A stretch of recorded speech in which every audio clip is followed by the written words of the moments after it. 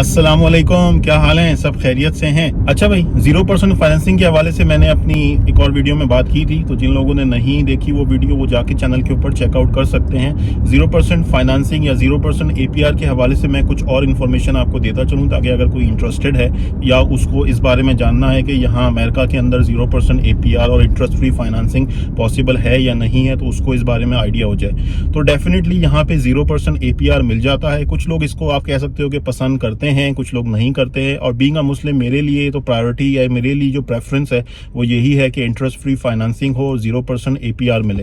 अच्छा, 0% APR में ये होता है कि ये एक तरह से स्पेशल फाइनेंसिंग है। जब ये स्पेशल फाइनेंसिंग कार डीलरशिप्स आपको देती हैं तो उसके अगेंस्ट में कुछ चीज़ें फोरगो करनी पड़ती हैं, यानी उनके पास पॉसिबल है कि कुछ रिबेट्स हों, कुछ और डिस्काउंट्स हों, जो अगर आप स्पेशल फाइनेंसिंग ना लें तो आपको वो रिबेट्स और डिस्काउंट मिल जाए। तो ये एक पॉसिबिलिटी है।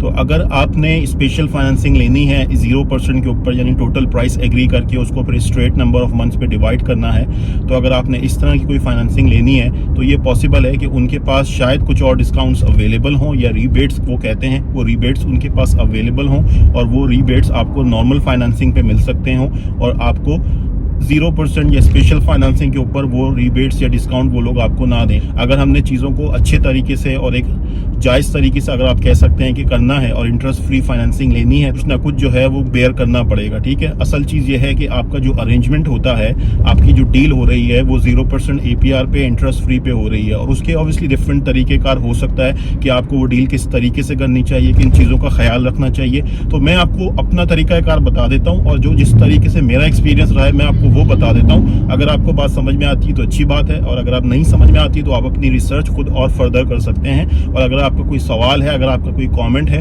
तो वो आप कमेंट करके पूछ सकते हैं। अगर मुझे उसके बारे में पता होगा या कमेंट मैंने देखा तो मैं इंशाल्लाह कोशिश करूंगा कि उसका जवाब दे। अच्छा, 0% APR या 0% फाइनेंसिंग मैंने पहले किस तरह से अवेल की है, या मेरी टेक्निक या मेरा तरीकाकार क्या होता है, वो ये होता है कि मैं जो है वो गाड़ी की MSRP से स्टार्ट करता हूँ, यानी कि जो उसका स्टिकर प्राइस है, उसका स्टिकर प्राइस क्या था, यानी मैन्युफैक्चरर सजेस्टेड रिटेल प्राइस क्या है, और वहाँ से स्टार्ट करके उनसे बात करते हैं फिर, और उससे बात करने के बाद वहाँ से अंदाज़ा लगाया जाता है कि उनके पास कुछ रिबेट्स हैं, डिस्काउंट्स हैं, या कोई फर्दर नेगोशिएशन हो सकती है या नहीं हो सकती।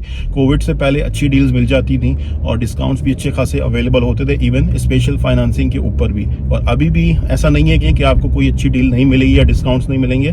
तो ये डेफिनेटली पॉसिबल है कि अच्छी डील्स, अच्छी ऑफर्स, अच्छी रिबेट्स और अच्छे डिस्काउंट्स मिल जाए। अभी 1-2 साल, आखिरी 1-2 साल तक जो है थोड़ा सा मुश्किल होता था इस तरह की चीज़ों को, डील्स को क्रैक करना, लेकिन अब दोबारा से मुझे वो चांसेस नज़र आ रहे हैं। तो उसमें मेरा तरीकाकार ये है कि MSRP जो मैन्युफैक्चरर सजेस्टेड रिटेल प्राइस है उससे स्टार्ट करना, और उसके ऊपर फिर नेगोशिएट करना, और उसके ऊपर नेगोशिएट करके उनसे टोटल प्राइस को लॉक करवाना। अच्छा भाई, आप इतना कह रहे हैं, ये इसकी स्टिकर प्राइस है, ये इसकी मैन्युफैक्चरर सजेस्टेड रिटेल प्राइस आप कह लो, तो अब आप इस पे क्या डिस्काउंट दे सकते हैं, इसको कितना रिड्यूस कर सकते हैं। सो बेसिकली बात किस पे करना, बात टोटल प्राइस के ऊपर करना, यानी टैक्सेस को मिला के जो भी उनकी डॉक्यूमेंटेशन फीस है, जो final out the door price होगी गाड़ी की वो कितनी होगी, उस पे टोटल बात करना, उस पे नेगोशिएट करना और एक प्राइस को अग्री कर लेना।